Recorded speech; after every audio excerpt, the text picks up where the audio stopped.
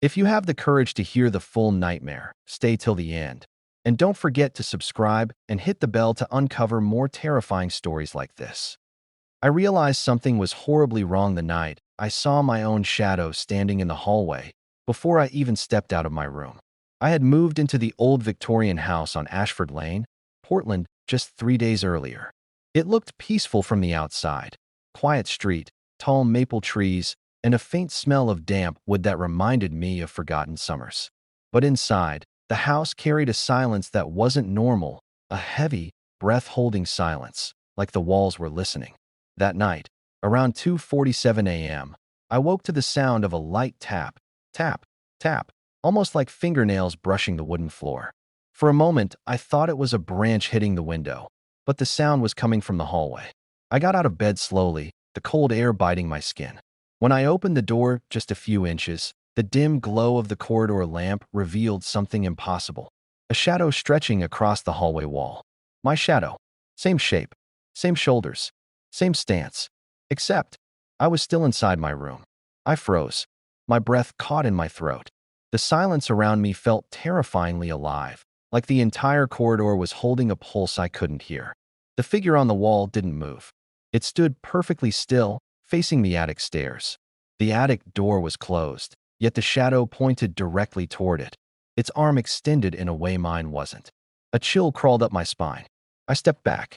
The shadow didn't. I whispered to myself, "This isn't real, this isn't real." But it didn't vanish. For a few seconds, the entire house felt suspended in a tension so sharp it could cut skin. Then suddenly, the corridor light flickered.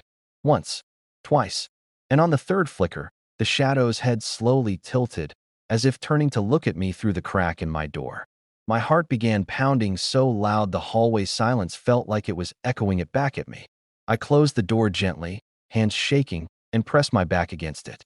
That's when I heard the whisper, not from inside my room, not from the hallway, but from directly above me, in the attic.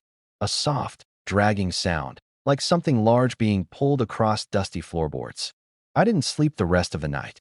When morning finally arrived, sunlight spilled across the corridor, warm and harmless. I stepped out hesitantly and looked toward the hallway wall. Nothing. No shadow. But the attic door, locked since I moved in, was now slightly open. Just an inch. Enough to show a dark slice of the void inside. Enough to tell me last night wasn't a dream. Morning light may comfort normal houses, but on Ashford Lane, in that old Victorian skeleton I had moved into, daylight only felt like a thin disguise, one that barely covered whatever pulsed underneath.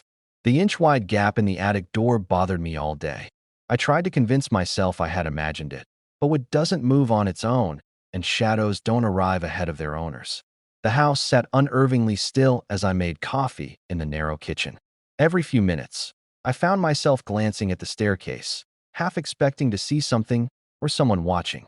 By afternoon, curiosity dug its claws into me. I climbed the stairs carefully, each step creaking like brittle bones under my weight. The air grew colder the higher I went, and by the time I reached the attic landing, I could see my breath faintly fogging the air.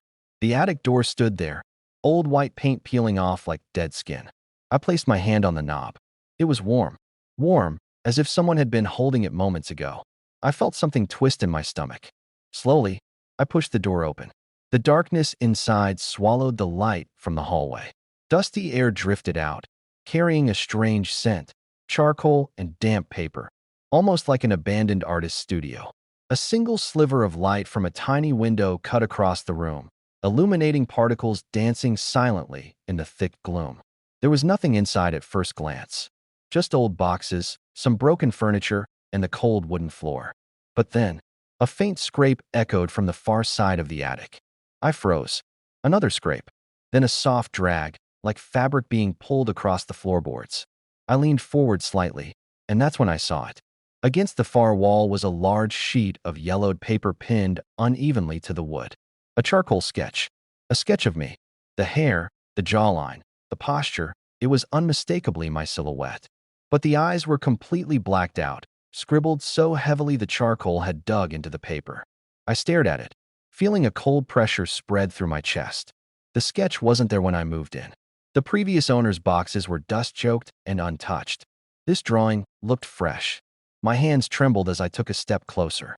That's when the corridor light behind me flickered again, and a long, stretched shadow slid across the attic floor. My shadow. But I wasn't standing in a way that should have cast it there. I wasn't close enough to the light. I wasn't even angled right. Cold air seeped from the keyhole. Cold, and a faint sound. Not tapping. Not breathing. Laughing. Soft, muffled, like a child giggling behind a wall. Her stomach twisted. She backed away slowly, eyes locked on the door as the giggling turned into hiccup-like bursts of excitement. Then it stopped instantly, as if the thing had realized she was listening. Her phone rang. Not a notification. A call. Caller ID, unknown. Emily hesitated, then answered. A woman's voice spoke. Whispered. Urgent. Don't leave your apartment. Emily froze. Who is this? You don't understand, the whisper said. It doesn't want you to leave. If you try, it follows you. If you run, it becomes faster. Emily swallowed. What is it? A soft gasp on the other end. Then a single line before the call cut off. It lives in Briarwood's walls. And once you hear it, it learns your voice. The call ended with a dead tone. Emily stood alone in her living room, surrounded by bright lights, but feeling watched, studied, by something just beyond the plaster. The walls were breathing again, and this time, they breathed in sync with her heartbeat. The breathing inside the walls grew louder, slow, dragging, like wet lungs struggling to expand. Emily stepped back until her shoulders pressed against the far wall of the living room, the cold plaster biting into her spine. The lights above her flickered. Once, twice, then steadied. But the shadows had shifted. They looked wrong, as if something behind the walls had pressed against them, stretching them out like thin rubber. Her phone buzzed again. A text message, also timestamped 2:13 a.m. But her phone showed only 10:41 p.m. The message was just one word. Emily. Her name. All caps. No sender. Her hands shook as she typed. Who is this? Before she hit send, 3 dots appeared, as if someone on the other end was already typing a reply. But no message came. Instead, the walls shifted. A deep thud echoed inside them, like a heavy body repositioning itself. Dust rained down from the ceiling. Another thud, closer this time, beneath the paint, beneath the plaster. Moving toward her, Emily stumbled away as the thuds circled her, crawling through the walls with impossible speed. They traveled from the living room to the kitchen, then to the hallway, then back again, all in seconds. It wasn't walking. It wasn't crawling. It was sliding, dragging itself along the inside of the walls like a massive insect.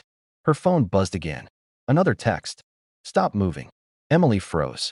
A slow, rasping whisper seeped out from the wall behind her, barely audible, but unmistakably forming her name. Lily. Not Emily. Not exactly. It was learning, but not well. Like a creature trying to mimic human speech using a throat made for something else. She forced herself to speak, voice trembling. What do you want? The whisper came again, clearer this time. To finish. Finish what? Finish her? No, she wouldn't stay here. She grabbed her keys again, heading for the door. She didn't care what the voice on the phone warned. She'd take her chances outside. But just as her hand touched the doorknob, the entire apartment shuddered. A loud, violent slam hit the inside of the front door, leaving the wood vibrating. Emily screamed and stumbled back as cracks spiderwebbed across the surface of the door, as if something enormous had thrown itself against it from the hallway. But the hallway was empty.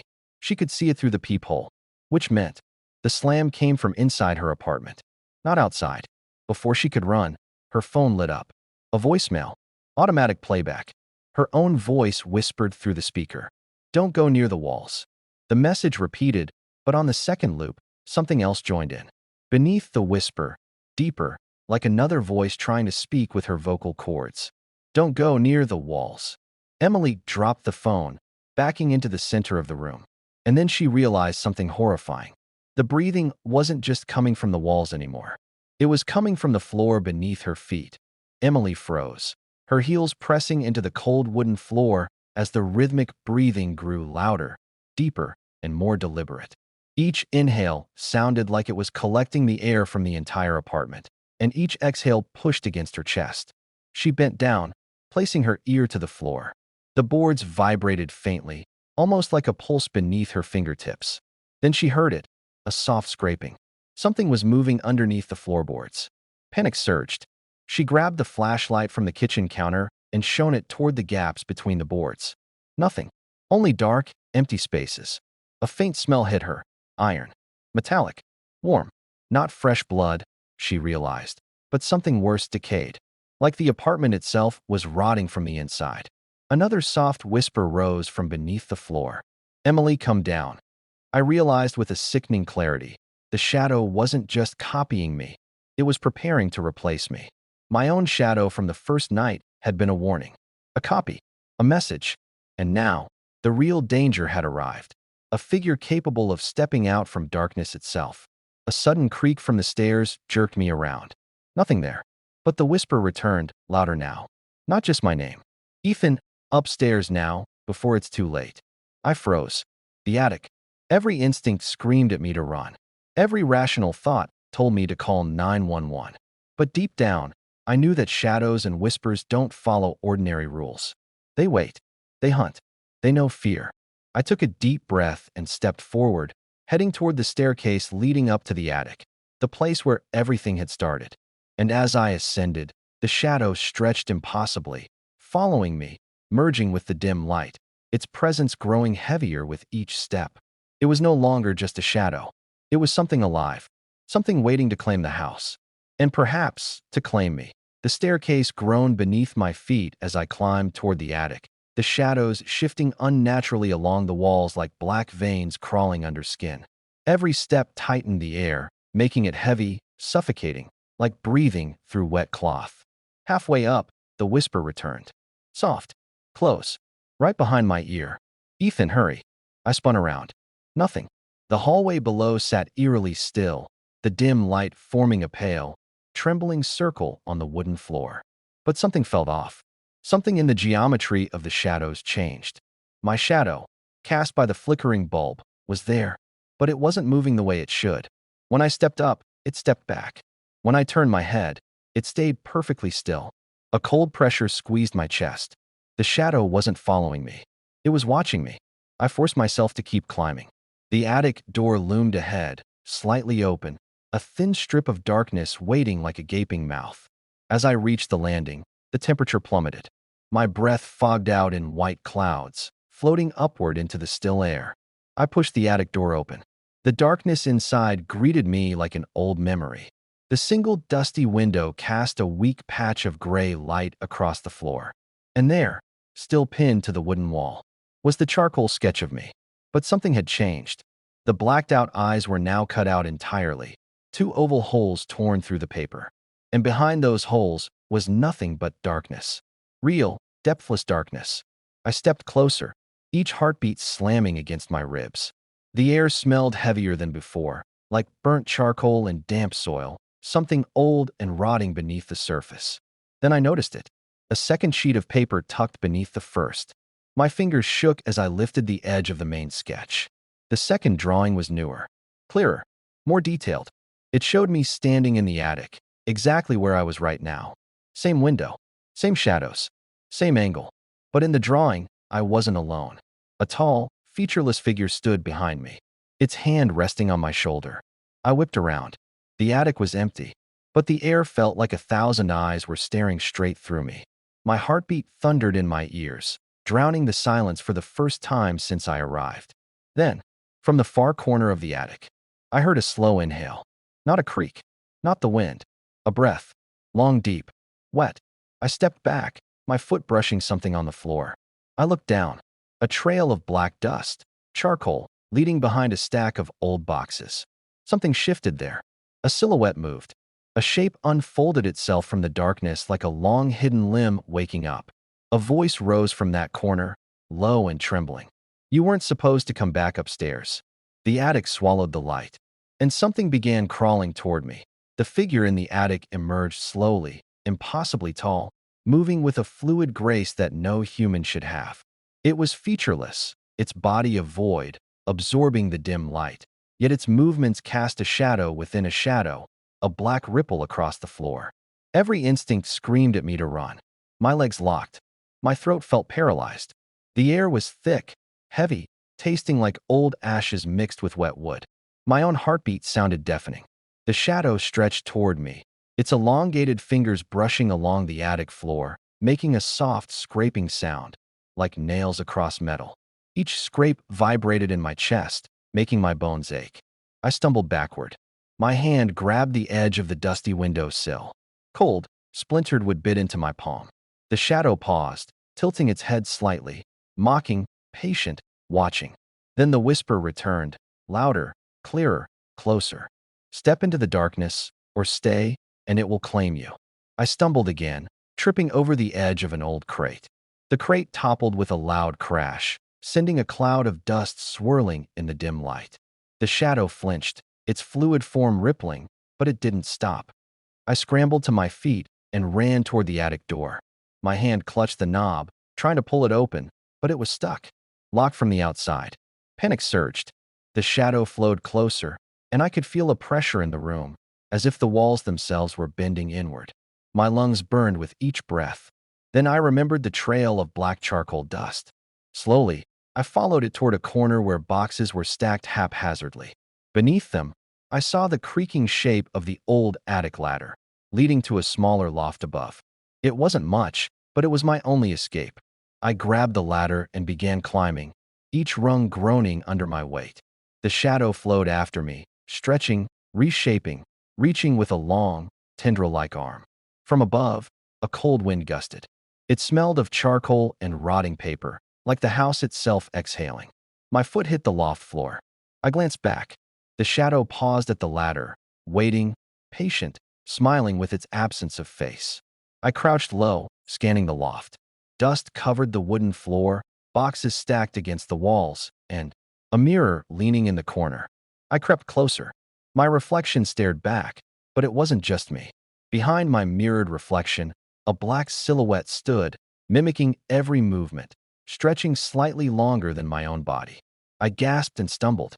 The shadow behind me moved independently, detaching itself from the wall, its form flowing like smoke. The whisper returned, chillingly calm. You are mine, as it was mine before and before. The mirror fogged. My reflection warped. The figure in the glass reached out with its void-like hand.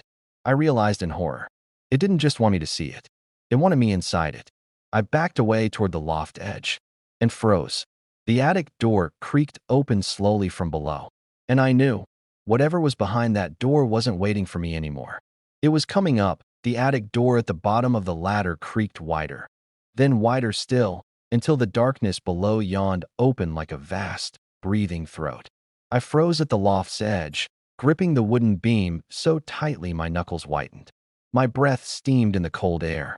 From below came a slow, heavy footstep, not the fluid glide of the shadow, but something solid, weight-bearing, something human. The temperature dropped so sharply the glass mirror behind me cracked with a soft but violent snap. I didn't dare turn around. Another footstep. Closer. Deliberate. Someone, or something, was climbing the attic ladder. My pulse slammed painfully against my ribs. Who's there? I whispered, though I already knew no normal voice would answer. But a voice did answer. A man's voice. Low, shaky, tired. Right below me. Don't move, it sees movement. I leaned forward just enough to see the man's face appear over the top rung of the ladder. My stomach twisted. It was the same man from the Nest Cam footage. The blurred-faced stranger from my porch. But now, up close, he wasn't blurry. He was pale, gaunt, with deep blue veins marking his skin like cracked marble. His eyes were sunken, ringed in purple hollows, and his torn gray coat looked worse in person, damp, frayed, and dusted with charcoal. He climbed the last few rungs and collapsed onto the attic floor, breathing hard. Close the loft hatch, he rasped. I hesitated. Below him, the shadow creature pulsed upward, stretching its form like liquid darkness pressed against glass.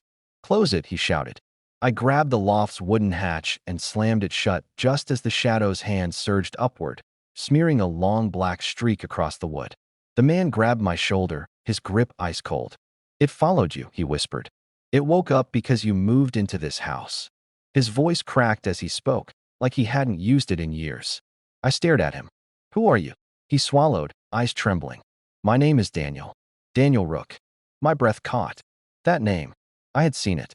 On the old, rusted mailbox at the end of Ashford Lane.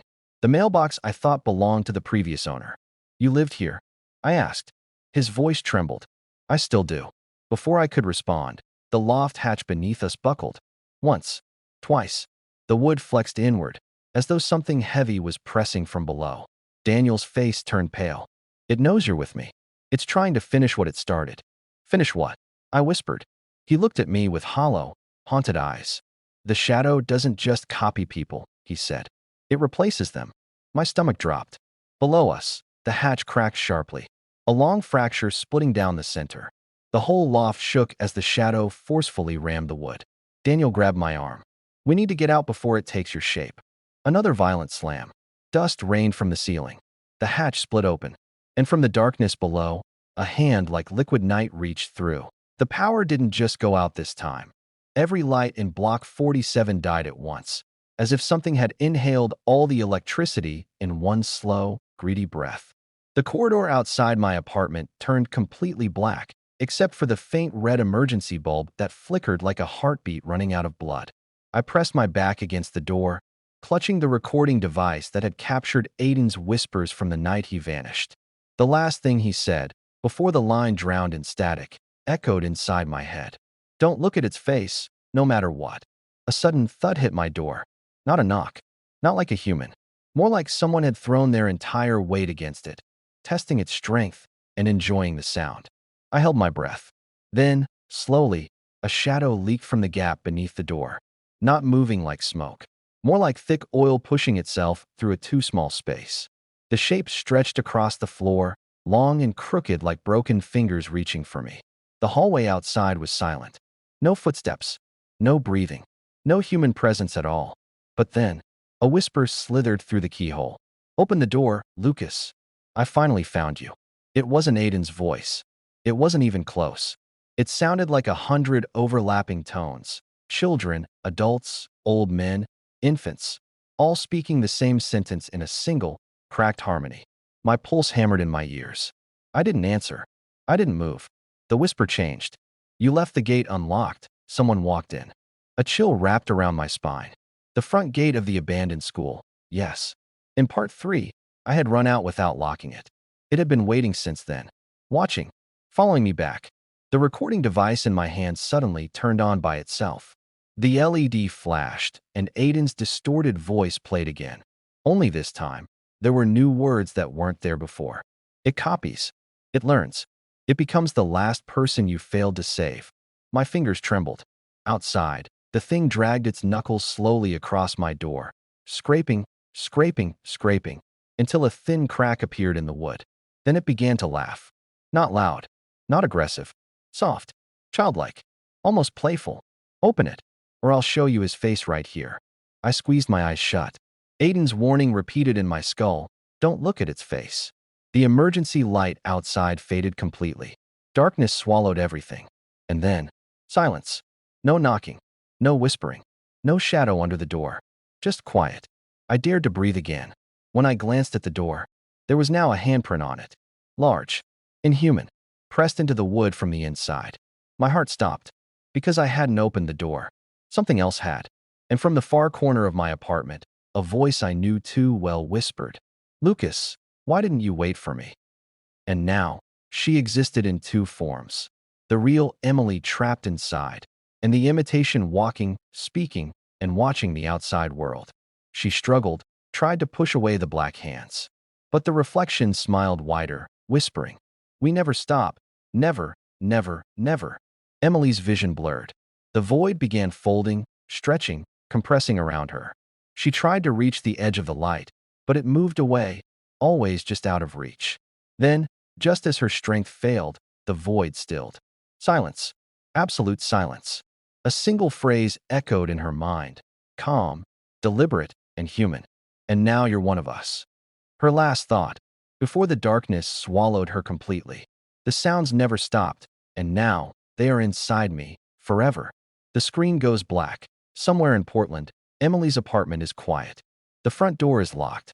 But if you listen closely, the faintest tapping, soft as a heartbeat, echoes from the walls. And the voicemail from Emily's phone plays itself. "Don't leave." The entity waits. The sounds never stopped. If you enjoyed this horror story, don't forget to subscribe to the channel and turn on the bell icon for more terrifying stories.